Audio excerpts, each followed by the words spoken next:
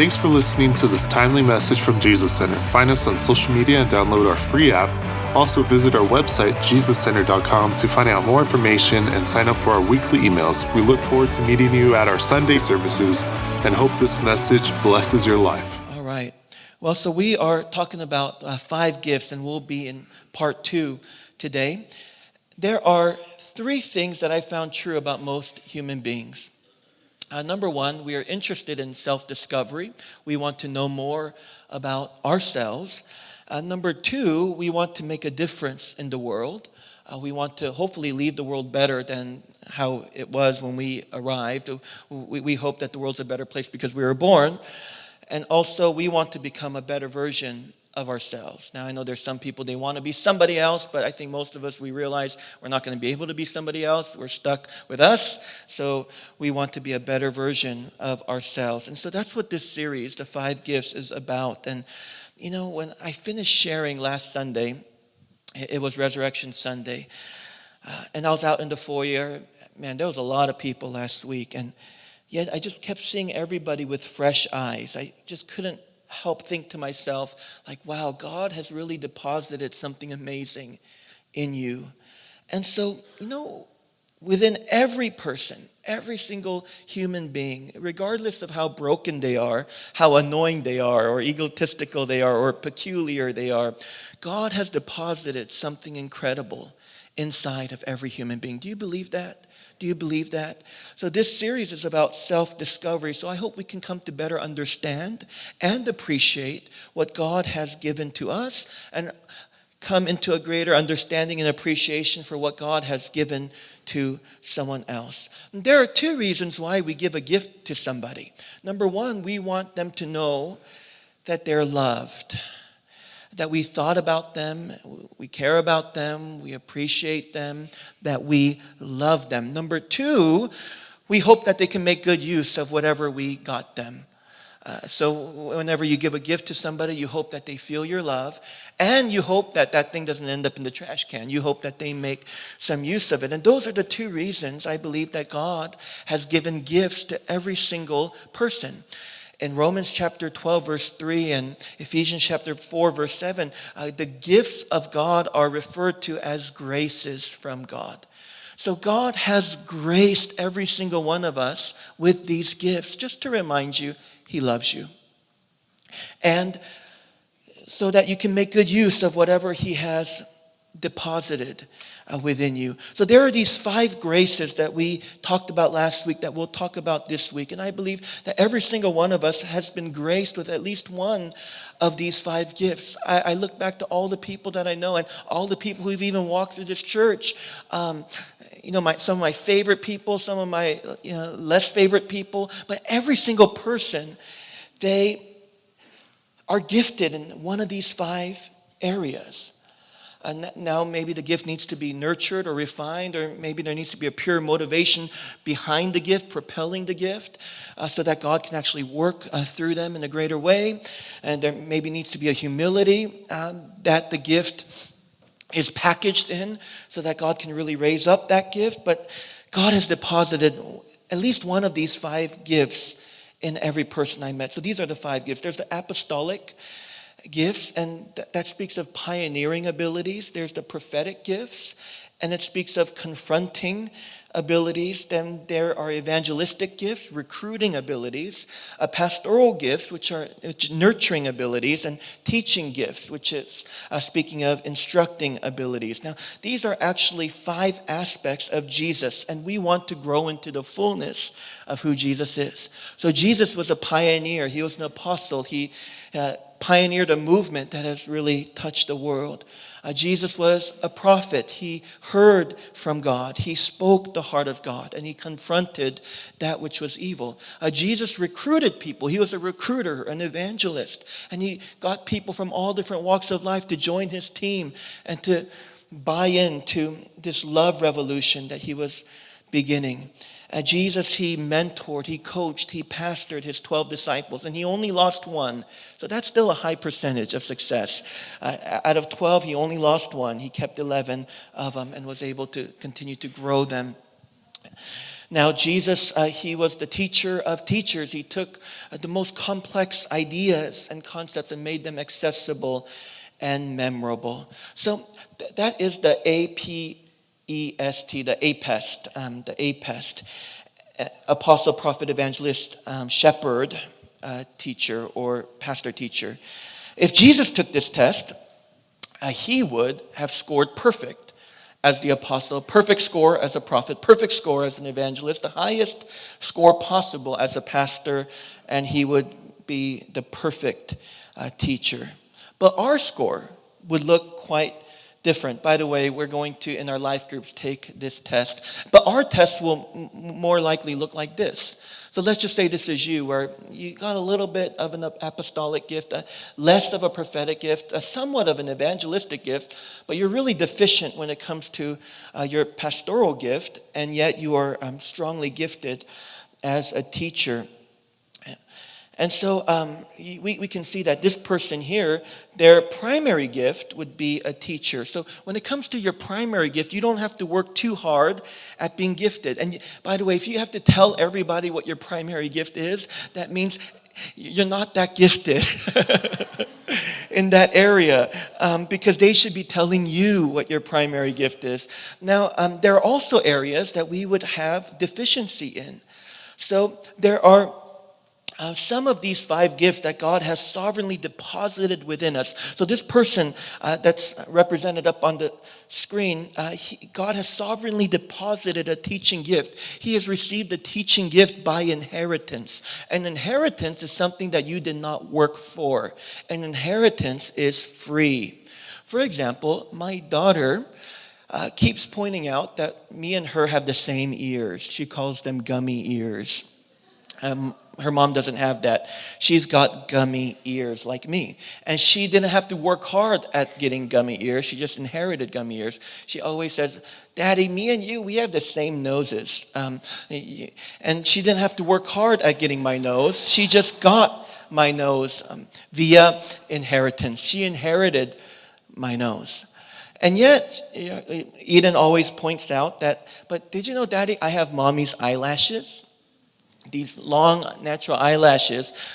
Daddy, boys don't have eyelashes. That's what she says. But me and mommy, we have eyelashes. Now, Eden never went to get her lashes done or installed. That's called impartation. No, she inherited those lashes, and she inherited that forehead that looks just like her mom's, and this brown hair. I have black hair, but my daughter inherited brown hair. And so she didn't have to work for any of those things. She just simply inherited those things. But when we talk about Michael Jackson being white, he needed some help. So, Eden, she didn't need help at looking Asian. She got that, again, via inheritance. She got it for free. By the way, you guys might not know this about Meg. She's not here, so I could pick on her. But my wife is skinny by grace, not by works, lest she should boast. There are some people that are just skinny by grace, where she got that from her dad. Her dad eats like a horse, and yet he's like super slim. And he's like in his 60s. So Meg just inherited that. So she can eat like a horse too. Well, not as much anymore, but man, in her 20s, she could eat like as much as Ben Saint, probably, and yet she just would stay in like 100-pound radius, kind of somewhere around there. And yet that's all by grace. For myself, I do not have that grace. So, I have to be more careful and more active than she does. So people look at Meg and they just assume, hey, you must run like 4 miles a day. No, she does jack. She just eats. But it's just by grace. It's just by inheritance. And when it comes to our gifting, there are some gifts that you just inherited from God. And we're still responsible to develop and serve those gifts. And however, the areas that we're deficient in, we have to partner with others. And we have to receive an impartation from others. So this person who is really gifted as a teacher needs to partner with maybe somebody who is more pastorally gifted, and they can work together to build God's kingdom. We need all 5 of these tools to really build heaven on earth or establish God's kingdom. And so we need to partner, but also we need to connect. So this person needs to connect with somebody who's more pastorally gifted, because that's what they're deficient in, and then receive an impartation of the pastor's heart from somebody who has that pastoral grace, if you will. So if we really want to expand God's kingdom and build God's kingdom, as all of us, I believe, want to do, we need to partner with people who have gifts that are different than ours. A mentor of mine, he pastored the largest church in Orange County in the 70s, and he recently passed away, Dr. Ralph Wilkerson, but he was highly gifted in evangelism.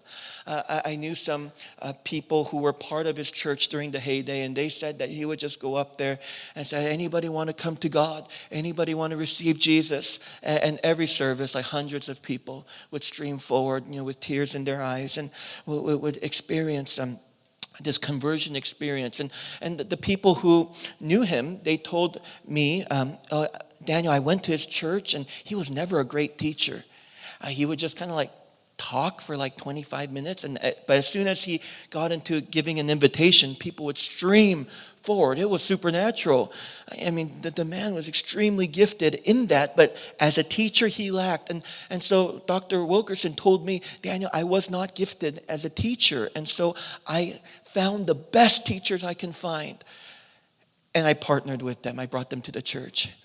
And so I did the evangelism, and then they did the teaching. I caught the fish, and then they cleaned the fish. So we need to partner with others. That's the beauty of the church. His church grew to 15,000, and yet he couldn't have done that without the teachers.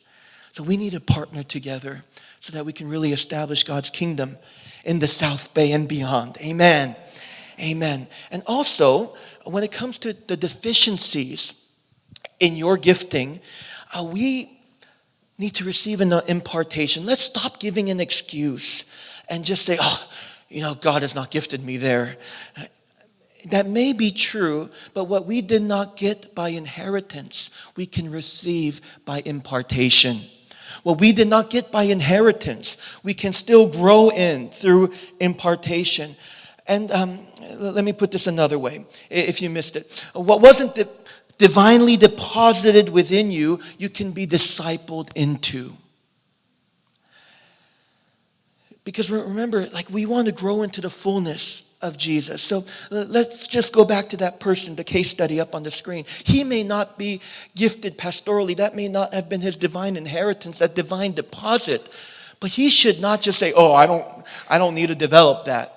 No, he should try to still develop it, because having a shepherd's heart is still an expression of Jesus, and we should seek to grow into the fullness of Jesus. So whatever you don't have, we should still want it, and we should still go after it and grow in it.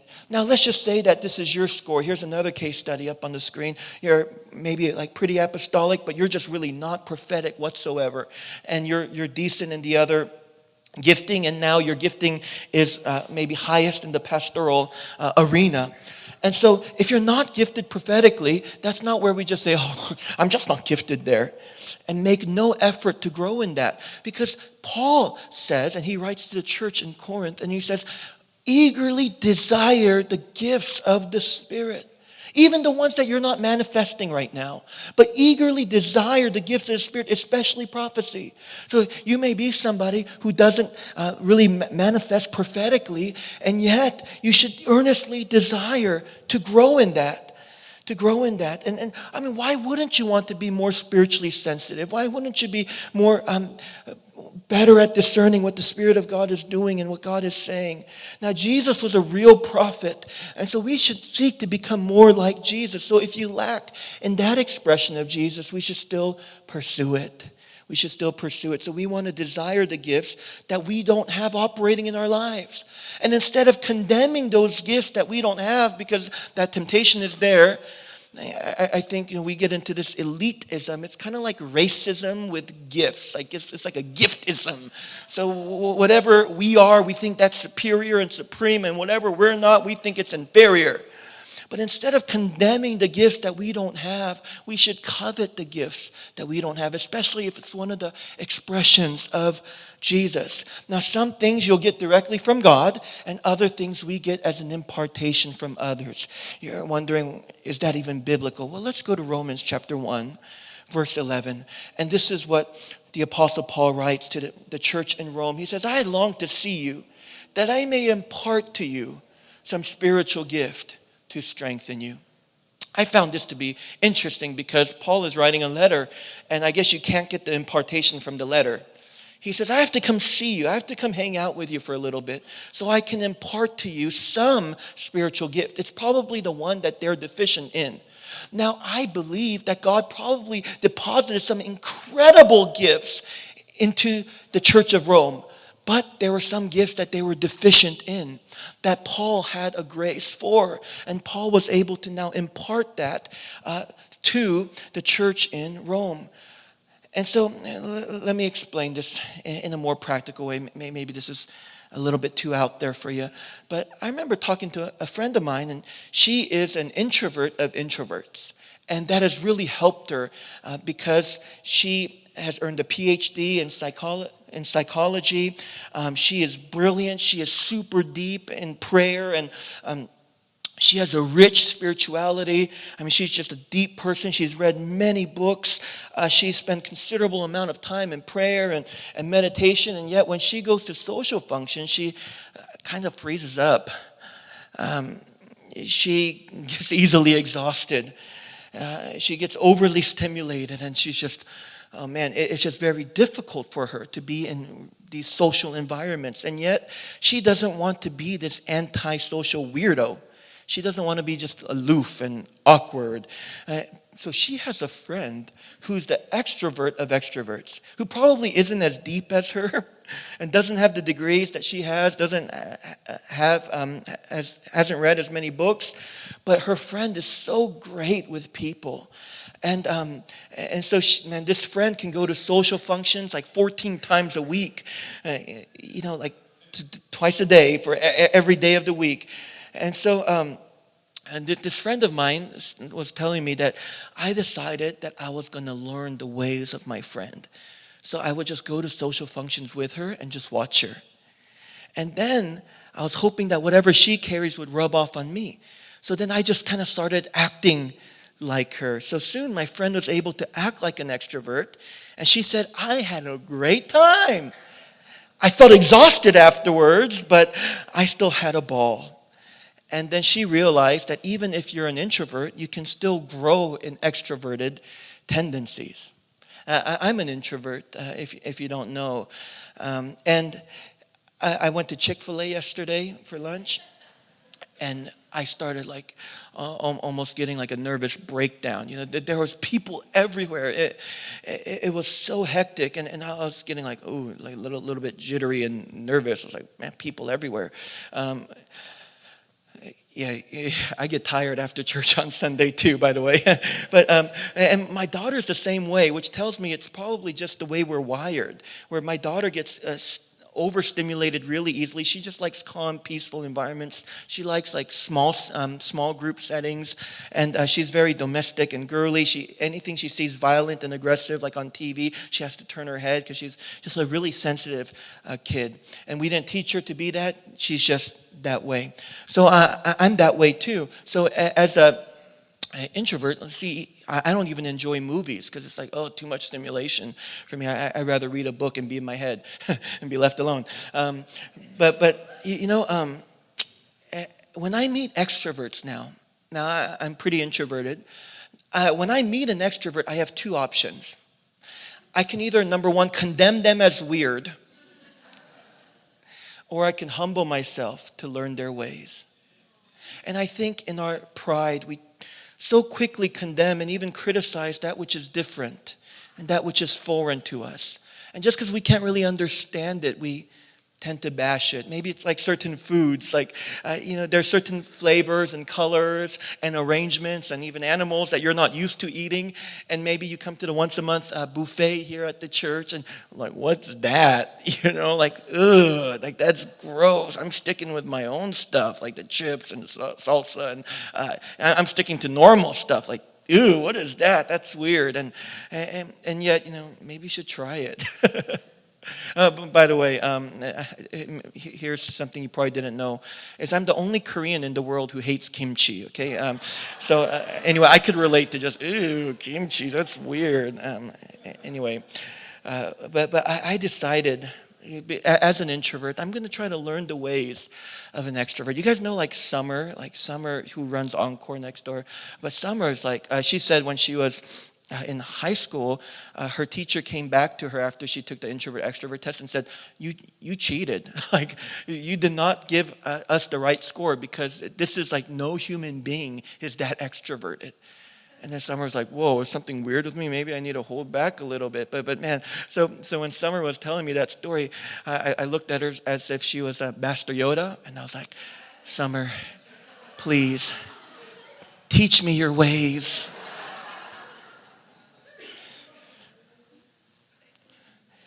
Here's another example. I've been serving in some kind of ministry for 2 decades now. And in the last 20 years, I don't recall anybody telling me, Daniel, you have such a pastoral shepherd's heart. Now, ironic because my title has always been pastor from when I was 19. So that was, I don't know, it's been a little bit. But if I would take that test, the APES test, I would score lowest when it comes to being pastoral. And yet, I love people. I love people, but the way I love people is different from the way somebody who's more pastoral will love people. But that doesn't mean I don't love people. Based upon our gifting, we have different passions and different perspectives, different propensities, but that doesn't mean that I don't love people. I've had people tell me that I'm a lot of other things in ministry that has blessed their life or that they've found noticeable. And so that's why at some point, somebody ordained me to be in ministry. But I think I've also disappointed a lot of people too, because they wanted and expected me to maybe be more pastoral. And over the years, especially in the last 6, people have expressed to me their disappointment in me as I've been the pastor of this church, because they were telling me, Daniel, I expected you to be more pastoral. And sometimes I feel like they're asking a cow to bark. I can moo effortlessly, but it takes a lot for me to bark. And now I'm not saying I'm not going to try to develop that bark. I'll keep listening to that song, Ooh, Let the Dogs Out, and try to get that, I don't know, try to get that bark out. But I'll always be better at mooing than I will be at barking. And maybe that person's last pastor was really gifted as a pastor, and maybe there was some expectation that I would be just like him, and I didn't fit the mold. I didn't meet the expectation. And by the way, I think that what you're hurt by reveals what you are. What you are hurt by reveals what you are. Because I think all those people who told me that they were so wounded that I wasn't pastoral enough, maybe they're the ones who are pastorally gifted. And I think what you think everybody should be doing is what you should be doing. What you're called to do. And as a church, though, we should all be working together as a team. We need to bring all our gifting together. So we need to partner with those who have these gifts that we don't have. So 2019 has been my favorite year in ministry, because a big part of it is because of our life group leaders. We have over 20 life group leaders who carry the pastoral load in the church. And we've been experiencing growth again as a church, that growth that we haven't experienced since maybe the early on years of the church. And so I just want to thank our life group leaders. Could we give them a big hand? Man, our life group leaders have saved my life. Gary and Dino, David, Tiff, Bill, Frank, Terry, Jason and Esther, and I won't be able to name everybody, but our life group leaders, thank you, thank you, thank you. You have really saved my life here in ministry. And now, even though I'm not pastorally gifted by inheritance, it's something that I'm still trying to develop. It's still something I really want to grow in. I have a good pastor friend, and he's a true pastor. And he does 20 one-on-ones every week. I do 5. I max out at 5. But I do put in 30 hours for every sermon I bring to you. And he doesn't do that. And I do some strategic planning, and I'm planning a second church in Cerritos that you know about as well. And he doesn't do that, but he does 20 one-on-ones every single week. Even the thought of that intimidates me. But it also inspires me. And I need to be inspired by my brother. I need to be inspired by him. And I need what he has to rub off on me. And by the way, I love people too. Everything I do is for people. I see myself as somebody who is an architect and builder of a park. And all these people will come and play at the park. And I'll just know in my heart, you know what? I gave my life to build that park where people can have a good time and people can grow. But that's how I love people. Not like my friend who can do 20 coffee dates a week. Unbelievable. And some people have that expectation on me. They want me to bark like him. And yet, that's the best I can do. And yet, I'm going to still try to develop that bark. But that's just not my strong suit. And yet, I want to grow in my pastoral giftings. In basketball, every basketball player has a primary hand. And they need to, develop their weak hand. So look up on the screen and you'll see a picture of Michael Jordan doing a layup with his left hand. Now, Michael Jordan is right-handed, but the most unstoppable players in the NBA are those who seem ambidextrous. Now, none of them are ambidextrous. They just seem ambidextrous because they put so much work into their weak hand. And I think that it should be our goal that we should be so well-rounded that nobody can figure you out. I wonder if some people begin to wonder if Michael Jordan is left-handed. I was playing basketball with the guys here at the church on Friday morning. And Darius, who I haven't played basketball with for a while, he was like, "Hey, are you left-handed?" And I was like, I just work at it. I work at it. But I was proud in my heart, man, I fooled him. But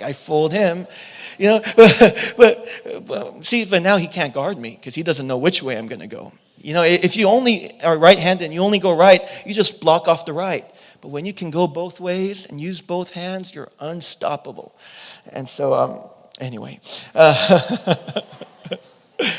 think that's what we should be, for the kingdom of God, just unstoppable. Because we've actually worked on the areas that we are weak, and we received impartation from others who are stronger in those areas. So yes, be faithful to your primary gifts. And yet, I just want to give a word of caution where let's steer clear of this elitism. But, we do need to be faithful in your primary. I remember hearing about Chuck Smith, and he was a pastor who raised up a movement called Calvary Chapel. There's hundreds of churches all over the world. I'm sure if you've been around a Christian conversation for a while, you've heard of Calvary Chapel, very influential.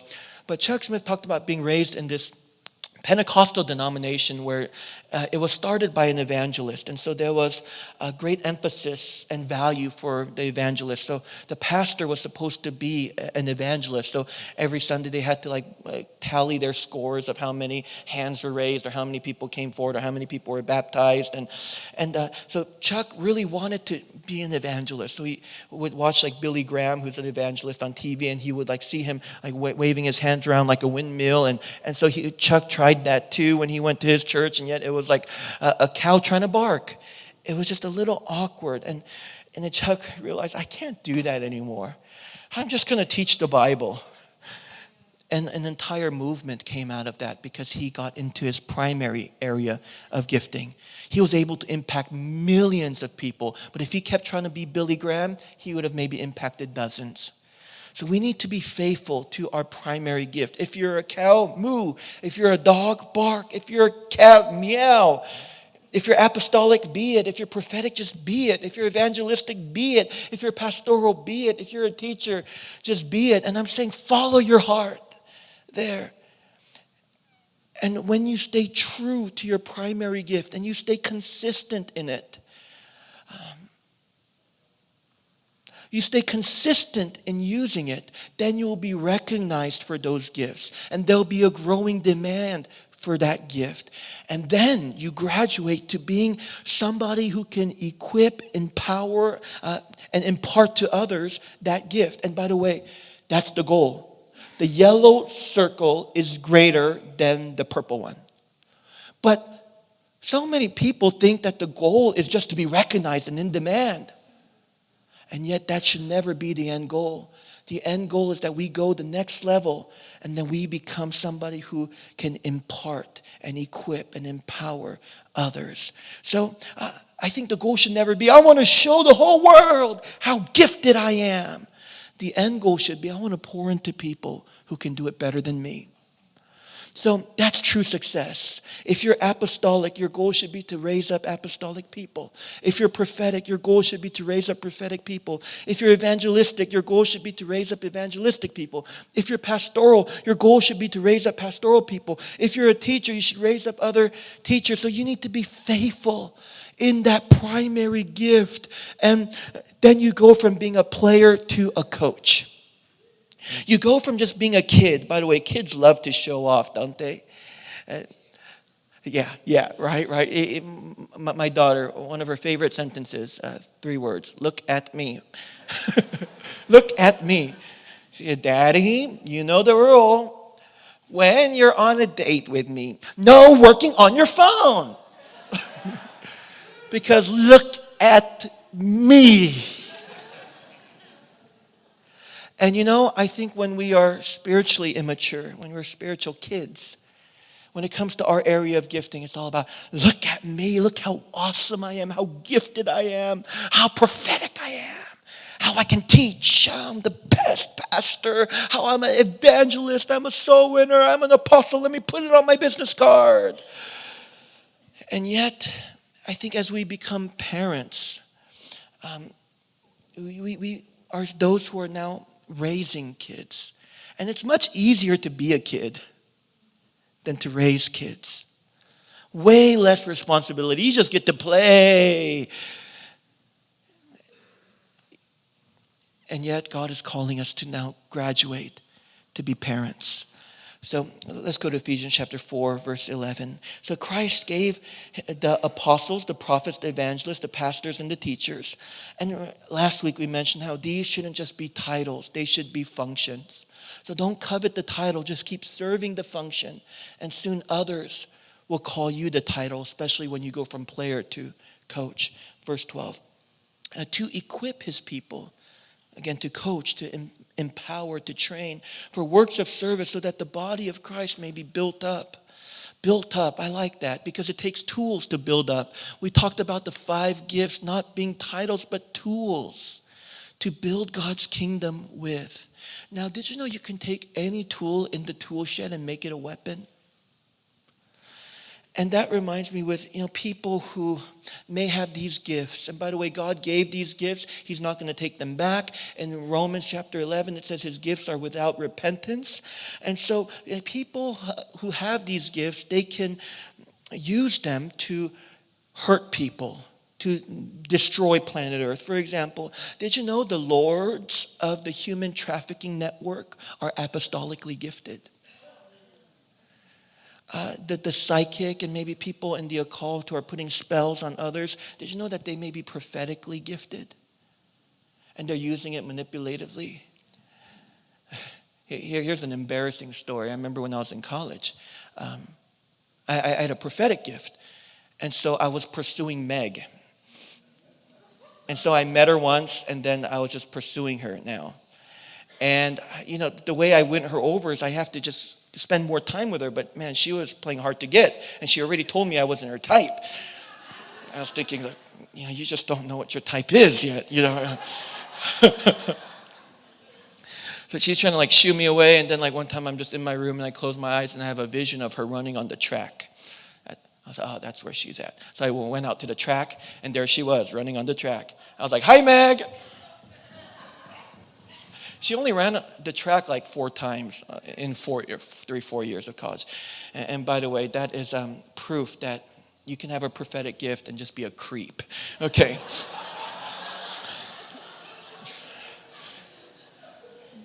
Hi, Meg. The rapper who's promoting drug abuse and reckless living, he may be evangelistically gifted, making all these kids buy in. He's recruiting all these kids who listen to his music into that lifestyle. The gang leader who keeps that neighborhood gang together may actually be pastorally gifted. Some Hollywood script writers, they have an insane teaching gift. They can do parables like Jesus and even subconsciously lead everybody in a certain direction. And so these gifts come from God, and God's not going to take them back. So you can choose whether you want to use them from a heart of love to establish God's kingdom on this earth, or we use them for selfish gain, to feed our ego and to hurt others. Now let's go to Ephesians 4, verse 13. Until we reach unity in the faith and the knowledge of the Son of God and become mature, attaining to the whole measure of the fullness of Christ. So that's the goal, helping people grow into the fullness of who Jesus is. So here's something a little bit silly, and I'll wrap this message up. But if an apostle were to start a church, this is what the church would be called, the Global Church of Kingdom Expansion, and they would meet in a landmark in the city. If a prophetic person would start a church, it would be called like the Voice of God, House of Prayer Church, and they would meet wherever they felt was prophetic. Like God's leading us there. Or somewhere they can like wave their flags and blow their shofars and dance and not get kicked out. An evangelistic person, their church would be called like the Outreach Center for Imperfect People Only. And they would maybe meet at a nightclub. And they would never meet Sunday morning because they want to reach all the people who like to stay up late Saturday night. The pastoral person would start a church called the Family Church of Real Community, where Mr. Rogers attends every Sunday. And they meet in a home, of course, because that's the most intimate. Because we're doing life together. Because we're just one big family. They're not about raising up an army. They want a family. Now the teacher would call it the Bible Church of the Bible, And they would meet in a classroom. And yet, we need all 5 gifts to grow into the fullness of Jesus. But I just want to encourage us, let's steer clear of elitism, because I found that wherever we are gifted, we just then assume that that's the most important or the most supreme. And, so you find that a lot of churches, they just have one gift. It's usually the gift of the primary leader. And it's just a one-dimensional church. And I pray that this will be a place where all 5 streams can converge. Are you with me? Are you with me? Well, all those 5 churches, we need that all in one. Let's not have a giftism here, where we think just our gift is superior. And that's why even a lot of churches, they just have one race. I'm not into that.